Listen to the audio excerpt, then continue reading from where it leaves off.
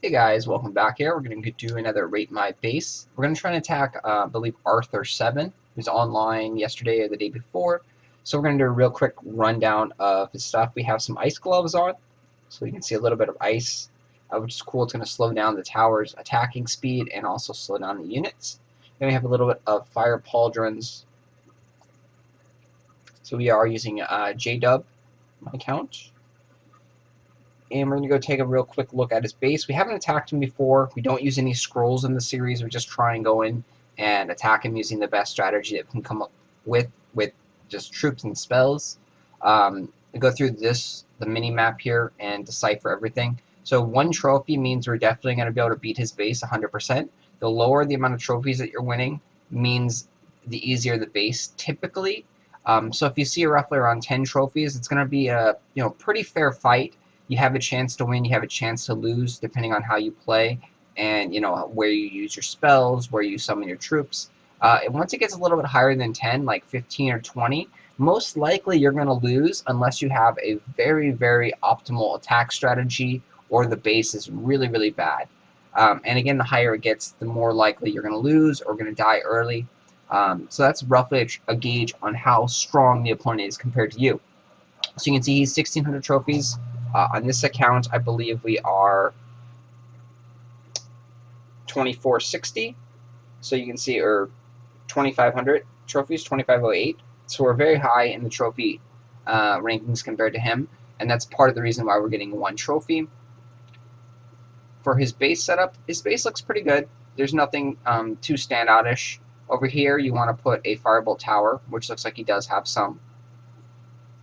And then everything else is pretty good. Like I said in the other video, we do want to kind of protect the Firebolt Tower more. We should be able to kind of rush through this and get over here and use our Firestorm to destroy that one.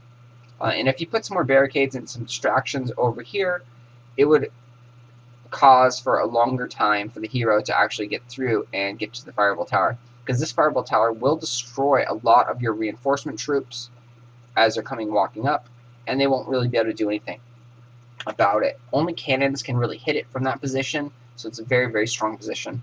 So we're going to go and attack like this setup. We have Bladestorm level 1, we have Firestorm level 6, and we have Sword Rain level 6.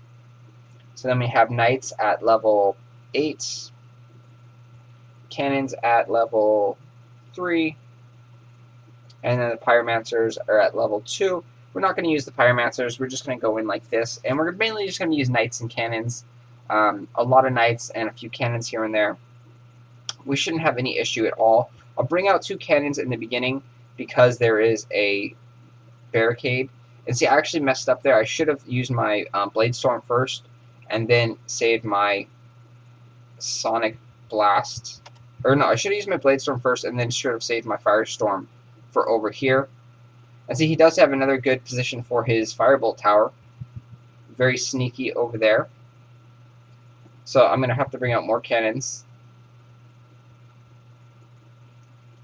And then he does have a lot of gargoyle towers as well, so this is going to work out pretty well for him.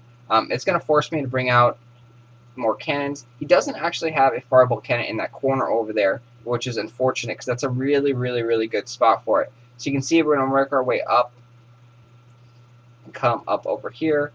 Bringing out a lot more of cannons because the Knights in the background there, they're not going to be able to get past too much of the gargoyle towers without getting burned to death. So I had brought out several different cannons, probably about 5 or 6 of them.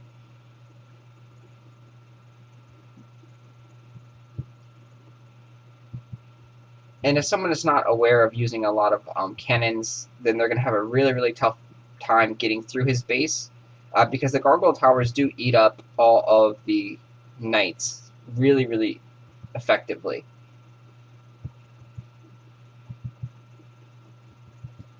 So you can see once the cannons get up here, they're going to take some damage because I didn't kill these paladins. But now they're going to be able to just blow away the gates, and it should be dead in a few seconds.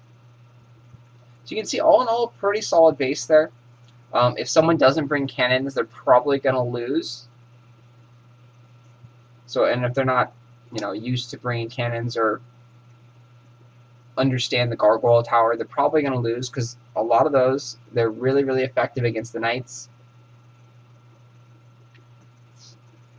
This spot right here, or no, this spot right here is the Firebolt Tower. It's a very, very good position.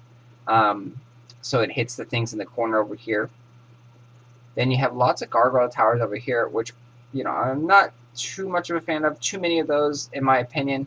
I would like to see more Arrow Towers there, or mix it up and put it like a Poison Tower, because having, you know, a fire and a poison next to each other does a lot of damage passively over time.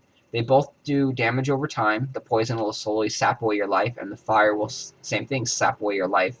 So having both of them next to each other, you get both of the status effects, and it definitely drains your hero's life. So I would like to see an Arrow Tower or two take out one of these Gargoyle Towers to do some more damage. Preferably a Fireball Tower, but you do need to put a Fireball Tower up here first. That should be the first priority. So Arrow Towers are very cheap. You probably have some that are already decently leveled. Putting them over here and taking out two probably of the Gargoyle Towers, or maybe just one of the Gargoyle Towers, and then putting one of the Snake Towers, the poison ones there, be better. And then a Fireball Tower in the corner there, once you can get another Fireball Tower. I think you had a Water Tower up here, which is kind of pointless. So definitely take that out, and then you could use that tower and put it over here somewhere, or, you know, down in this corner for more heavy DPS. And then I would replace it with an Arrow Tower for now.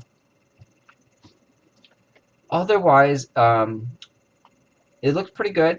You don't need that many spikes. As you can see, people are not...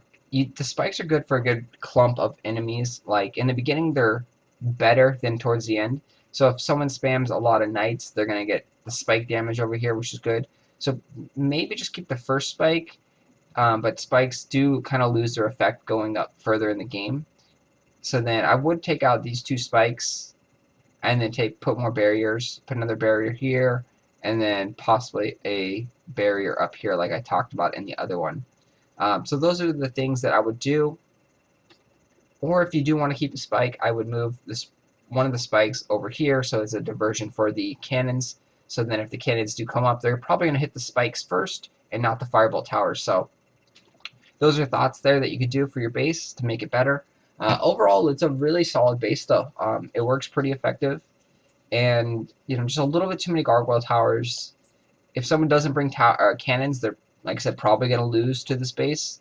So all in all, good job. Just keep constantly upgrading everything, and play around with some different strategies that I may have suggested, or, you know, get some comments from the people down below. So I would give this base actually a probably an 8 out of 10. It's a solid base. Like I said, there is some room for improvement, but definitely a solid base. Great job.